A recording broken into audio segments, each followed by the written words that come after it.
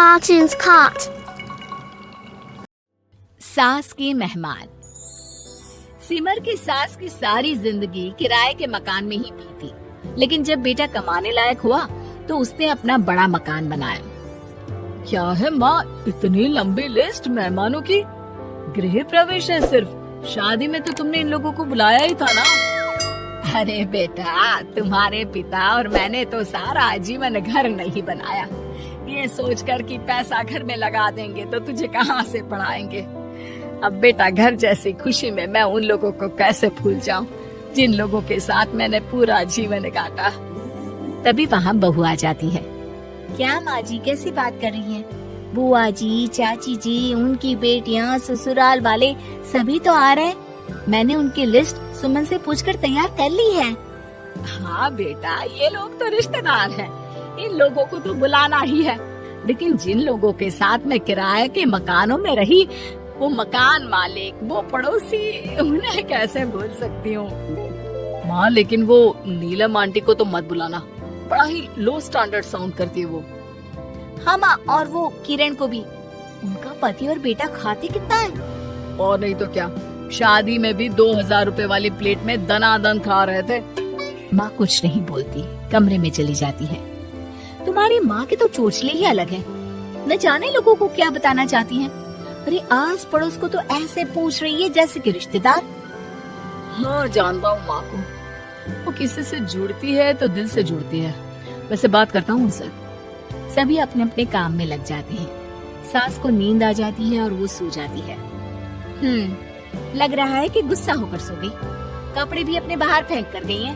बहू है ना, नौकरानी जैसी, कर लेगी काम। बड़बड़ करती बहू सास के कमरे में जाती है और कपड़ों को उनकी अलमारी में रखती है कि तभी उसके हाथ में एक एल्बम और कुछ खत लगते हैं। अरे ये क्या है?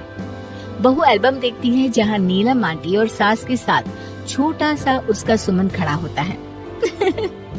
इनके बचपन की फोटो। वो सारी फोटो देखकर जब खत को खोलती है तो वो किरण का होता है। बहू खत पढ़ने लगती है। खत में लिखा होता है, तू पैसे की चिंता ना कर, सुमन की पढ़ाई में कोई कमी ना हो, हम पड़ोसी नहीं बहने हैं। तभी सास जग जाती है। अरे बहू, क्या हुआ? कुछ चाहिए था क्या?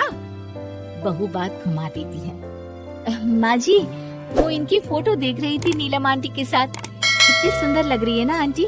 हाँ, दिखा तो जरा फोटो। बहू सास को फोटो देती है। सास फोटो देखकर कहती है, याद आता है, तेरे ससुर जी तो थे नहीं, काम के लिए 10 दिनों के लिए शहर से बाहर गए थे। जब बेटा होने वाला था तब नीलम आंटी और अरुण अंकल ही थे। आंटी बेचारी रात भर मेरे साथ बैठी रही, तो अंकल भाग भाग कर दवाई का इंतजाम कर रहे थे। बेटे के होने के बाद भी जब तक मैं घर नहीं आई मेरे पास ही रहे। रिश्तेदार तो आए थे मुंडन में 10 दिनों के बाद। बहू सुनकर खुश होती है। तभी नजर खत पर पड़ती है। माँ, ये किरण आंटी को आपने पैसे वापस कर दिए? हाँ, वो भी समझ कैसे कैसे किए मैं ही जानती हूँ। सुमन की पढ़ाई के लिए पैसों की जरूरत थी। रिश्तेदारों ने तो साफ बोल दिया था कि किसी होटल में काम पर लगा दो। कई लोग बर्तन धोने के साथ पढ़ाई करते हैं, लेकिन किरण आंटी, उन्होंने अपने बुढ़ापे के लिए बचाए हुए पैसों को सुमन की पढ़ाई के लिए दे दिए। यानी कि आज ये जो कुछ भी है वो किरण आंटी के कारण ही ना?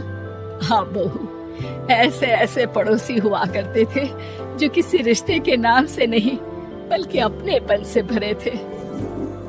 फिर सास का बोलने का रुख तीखा हो जाता है। और फिर भी देख, सुमन इन लोगों को भी नहीं बुलाने दे रहा है। माँ, मैं बात करती हूँ, ये लोग सिर्फ आएंगे ही नहीं, हम लोगों के साथ रुकेंगे भी घर में, रिश्तेदारों की तरह। सास बहू बेटे से पूछकर एक एक घर जाकर पड़ोसियों को एक दिन रहने का न्योता दिलाते हैं। और फिर वो दिन भी आ जाता है जब घर में गृह प्रवेश होता है। अरे हम लोगों का कमरा कहाँ है? बड़ा कमरा देना हम लोगों को, खुला खुला। सुमन परेशान हो जाता है कि वो क्या करे, कहाँ किसका सामान रखे, कि वहीं किरण पड़ोसन आ जाती है।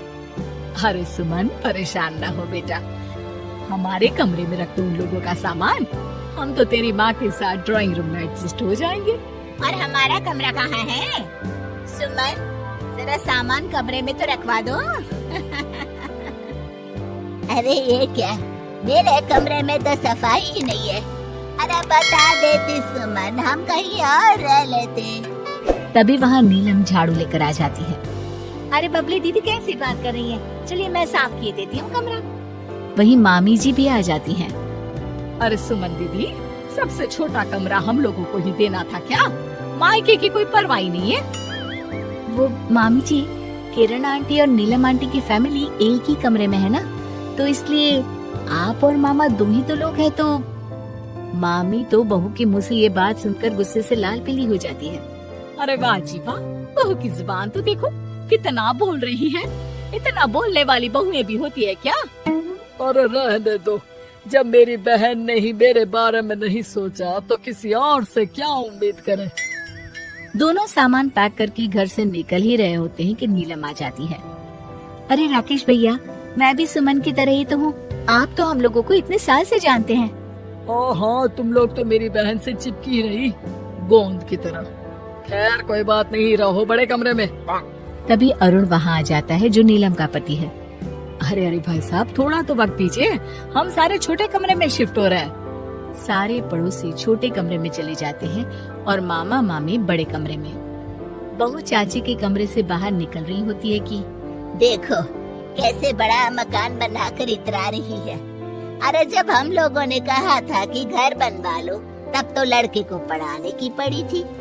इतना पैसा रखी थी, महंगे कॉलेज में पढ़ाया, तब बात मानी होती तो सस्ते में मकान बन जाता।